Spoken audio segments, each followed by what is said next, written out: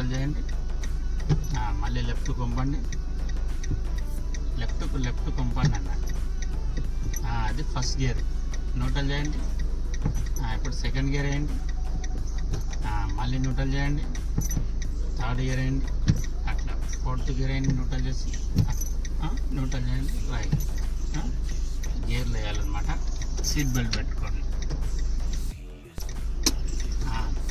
Etcetera మీద కాలు పెట్టండి. క్లచ్ ఎక్సెటర్ తొక్కండి. మీరు బ్రేక్ తొక్కొద్దు. క్లచ్ తొక్కినప్పుడు ఎక్సెటర్ తొక్కొద్దు. ఇప్పుడు ఫస్ట్ క్లచ్ వస్తాలి. వచ్చి ఫస్ట్ గేర్ వేయండి. వదలండి, క్లచ్ వదలండి.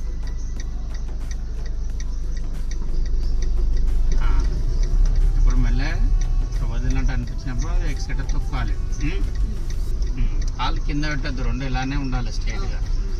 అదవసరం ఉన్నప్పుడు అది తొక్కాలి, లేకపోతే కానీ కింద పెట్టుకోవాలి.